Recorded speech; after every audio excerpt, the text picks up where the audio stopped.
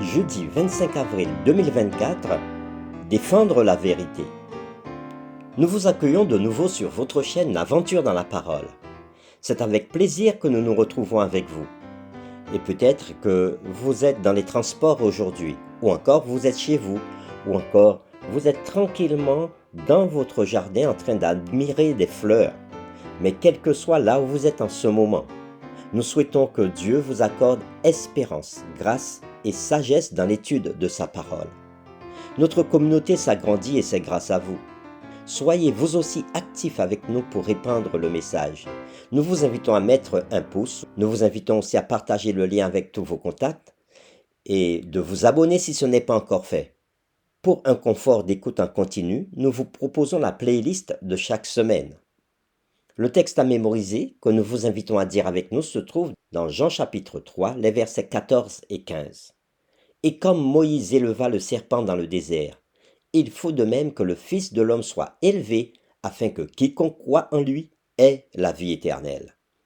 Nous vous invitons à le redire avec nous. Jean chapitre 3, les versets 14 et 15. Et comme Moïse éleva le serpent dans le désert, il faut de même que le Fils de l'homme soit élevé, afin que quiconque croit en lui ait la vie éternelle. Comment et pourquoi les chrétiens fidèles à Dieu ont été persécutés à travers les siècles?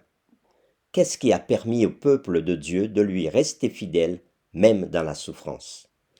Les réflexions de cette semaine nous aideront à répondre à ces questions.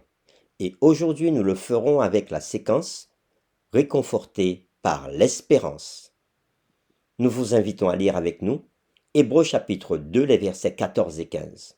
Et nous répondrons à cette question. Comment les croyants du Moyen Âge avaient-ils vécu la réalité du grand conflit? Nous lisons Hébreux chapitre 2, les versets 14 et 15.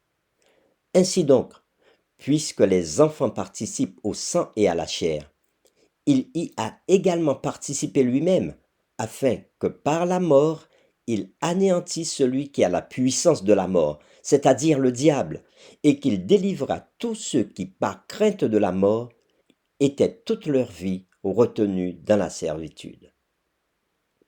Après avoir lu ce texte de Hébreux chapitre 2, versets 14 et 15, nous répondons à cette question. Comment les croyants du Moyen Âge avaient-ils vécu la réalité du grand conflit? Quelle est la source du courage des fidèles vaudois lors des horribles persécutions qui subsistaient? Qu'est-ce qui avait donné à Huss et à Jérôme, à Tyndale, à Latimer et aux autres martyrs du Moyen Âge le courage d'affronter les flammes et l'épée?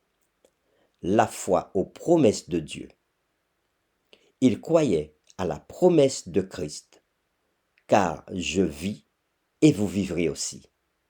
Promesse que l'on trouve dans Jean 14, verset 19.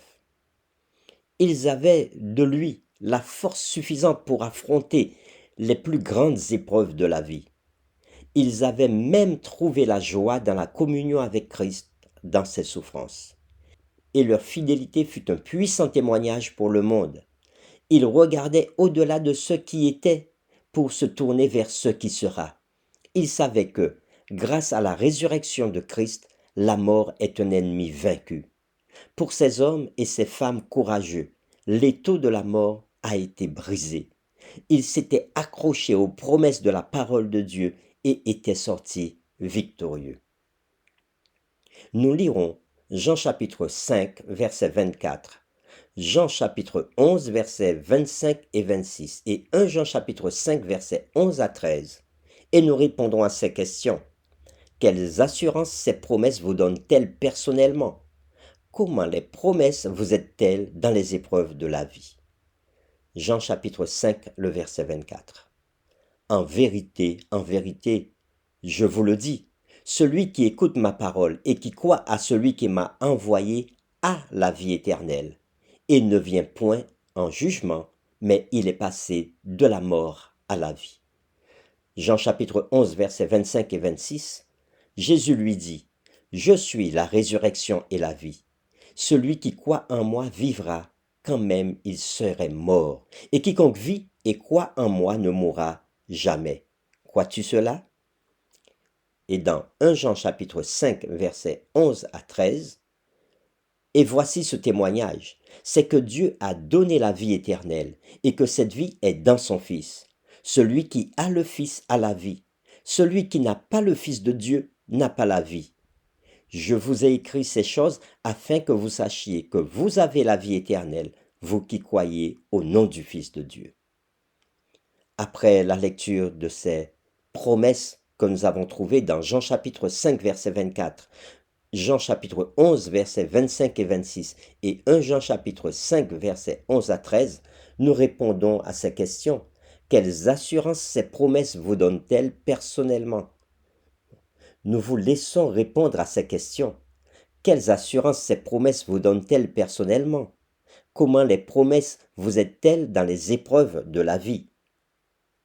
Pour les réformateurs, voilà ce que ces promesses leur donnaient comme réconfort. Jean Hus n'avait pas faibli face à l'emprisonnement, à l'injustice et même à la mort. Il avait croupi en prison pendant 3 mois. Le froid et l'humidité avaient provoqué une fièvre qui a failli mettre fin à ses jours. Néanmoins, Hus avait été visiblement soutenu par la grâce de Dieu. Pendant les semaines de souffrance qui s'écoulèrent avant la sentence définitive, il avait joui d'une paix céleste. Il écrivait à un ami « Je trace ces lignes dans ma prison et de ma main enchaînée, attendant de subir demain ma sentence de mort. Lorsque nous nous retrouverons dans l'heureuse éternité, tu sauras avec quelle clémence le Seigneur a daigné m'assister dans mes cruelles épreuves. » De sa triste prison, Hus prévoit le triomphe de la vraie foi. L'avertissement de l'apôtre Paul nous parle avec une pertinence croissante aujourd'hui. Avertissement que nous trouvons dans Hébreux chapitre 10 verset 23. Retenons fermement la profession de notre espérance, car celui qui a fait la promesse est fidèle. De même que les promesses de Dieu avaient soutenu son peuple dans le passé, elles nous soutiennent aujourd'hui. Pour terminer, réfléchissons à ces questions. Que peut signifier le fait de tout perdre pour Christ? En fin de compte, que perdez-vous vraiment? Et pour répondre à ces questions, nous pouvons lire Marc chapitre 8 verset 36 où Jésus dit « Que sert-il à un homme de gagner tout le monde s'il perd son âme ?» Une autre question de réflexion? Quelles leçons pouvons-nous tirer des Vaudois et des réformateurs pouvant nous soutenir dans le conflit final de la terre? Nous vous invitons à prier avec nous. Nous te louons et te disons infiniment merci Seigneur. Oui, tu es un Dieu bon, un Dieu grand, Dieu qui est au-dessus de toutes choses. Tu es si puissant que même la mort ne peut te résister. Et c'est ce qui donne du courage à tes enfants à travers les siècles. Pendant cette période du Moyen-Âge, cette période de persécution, cette période de réforme, tu as permis à tes serviteurs de te rester fidèles et de ne pas craindre la mort. Ils ont été martyrisés, ils ont été brûlés sur les bûchers, mais ils te sont restés fidèles parce qu'ils croyaient en cette promesse que Jésus leur a déjà donné la vie éternelle.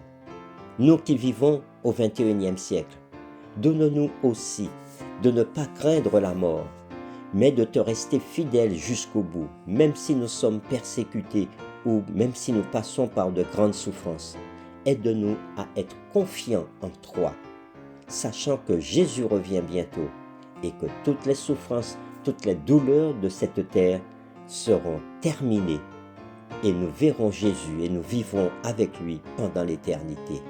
Merci pour cette grâce que tu donnes à ton peuple. Nous t'avons prié au nom de Jésus.